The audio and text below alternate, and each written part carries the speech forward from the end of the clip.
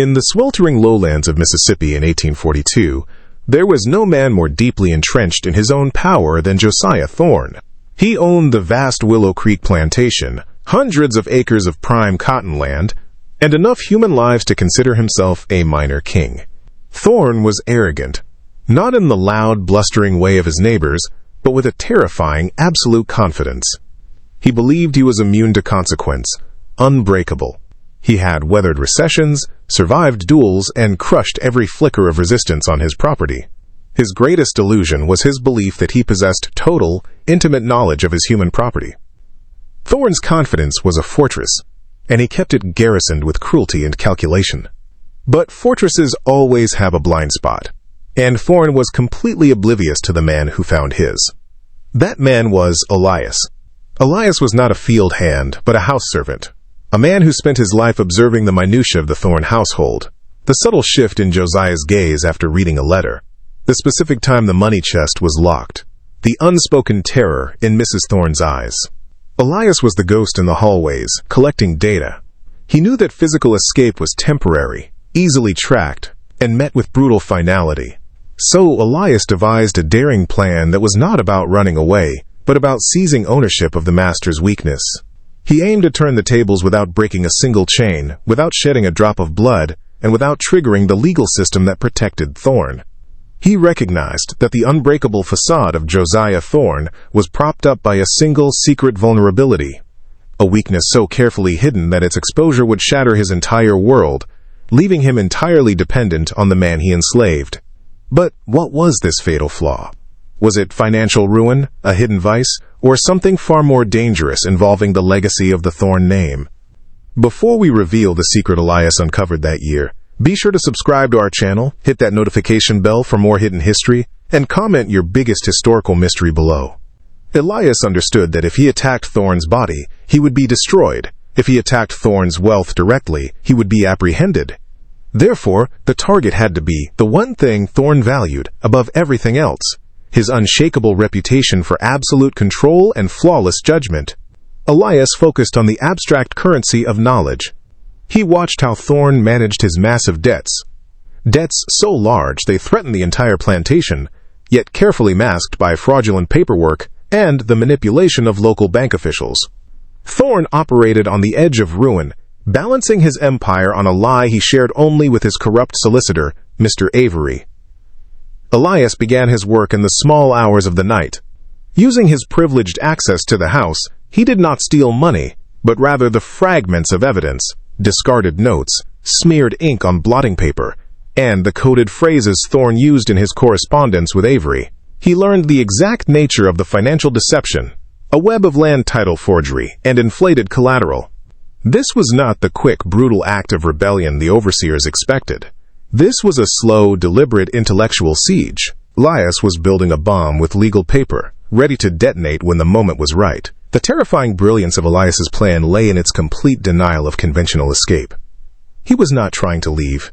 He was preparing to stay and assume command. He needed Thorne to be utterly ruined in the eyes of the white world, yet miraculously saved by the very man he despised.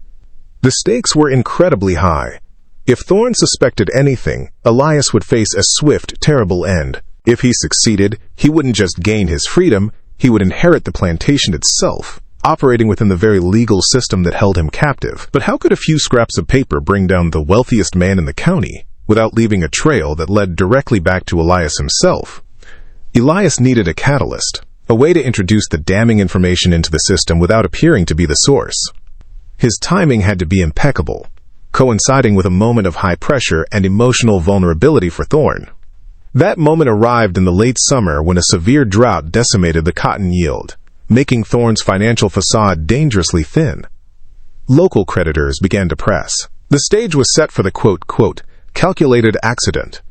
Elias observed that Thorne was pathologically reliant on his personal secretary, a nervous young man named William, who handled all sensitive correspondence. Elias used Thorne's own predictable routines against him. Knowing that Thorne routinely left a specific, coded ledger unlocked for a few hours on a Sunday morning before riding to church, Elias ensured William was performing a seemingly minor, unrelated task in that office.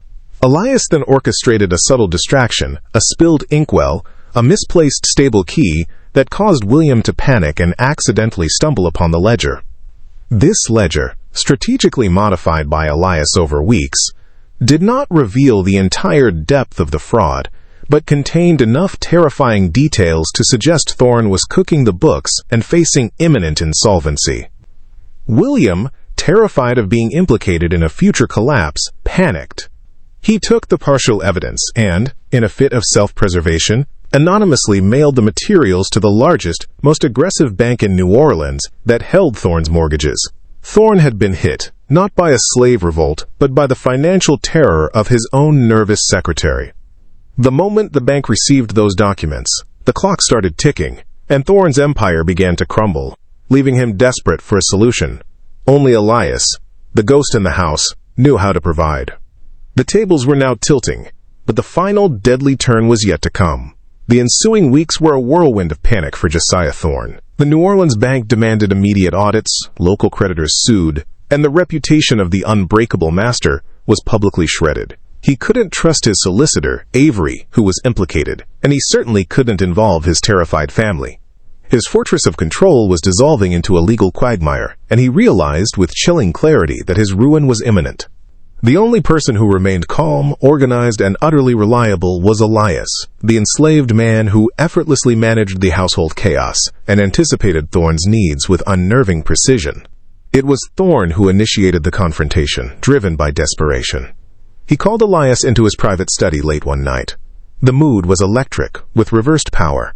Thorne did not ask for help, he demanded it, believing he could still command obedience. Elias stood quietly, allowing the master to exhaust his rage and pleas. When Thorne finally fell silent, breathing heavily, Elias spoke, not as a subordinate, but as a negotiator.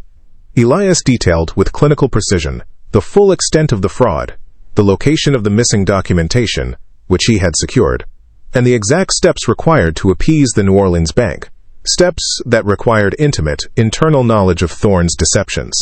Thorne, shocked into silence by the scope of Elias's intelligence, was faced with an impossible choice: go to prison and lose everything, or enter into an unspoken pact with the man he owned. Elias did not ask for legal freedom.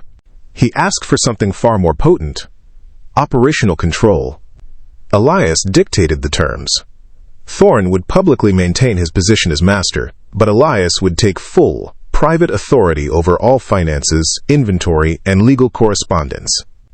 Elias was now the indispensable manager, the shadow owner of Willow Creek. Thorne, trapped by his own crimes and his fear of public humiliation, was forced to whisper his agreement. The moment that word left his lips, Elias became the true master of Willow Creek, retaining the appearance of bondage to protect his unprecedented power. The arrangement was terrifying in its simplicity. Elias, still legally enslaved, became the de facto owner of the plantation. He meticulously managed the debt, stabilized the accounts, and used his control over the estate's resources to buy the silence of key local figures. Thorne, stripped of his true authority, became a hollow shell, a puppet master who had lost his strings. He was forced to endure the humiliation of asking Elias for cash, for approval on land sales, and for advice on the harvest. He could not confess the reversal of power to anyone, lest his crimes be exposed. The Unbreakable master was now financially dependent and psychologically shackled by his own former slave. Elias never sought a full escape or overt revenge. His victory was the sustained, daily humiliation of the man who had believed he was a god.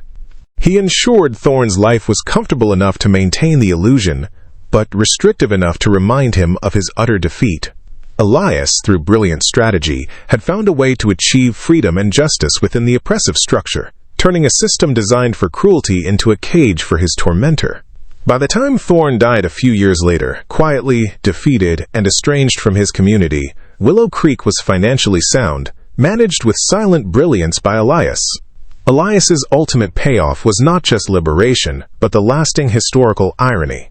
The most powerful man in the county had his life and legacy saved and ultimately controlled by the intelligence of the man he swore he owned. This story reveals that the people deemed powerless often possess the most dangerous power of all, the power of observation, the power of calculated inaction, and the power to recognize that a tyrant's greatest weakness is always their own arrogance. What do you think of Elias's strategy? Was his silent control a greater victory than physical escape? Did Thorne truly get what he deserved? Leave your comments below. If you enjoyed this tale and want more stories of hidden resistance and historical reversals, subscribe to our channel, hit the notification bell so you never miss a story, and share this video with someone who loves historical mysteries that reveal the true price of power.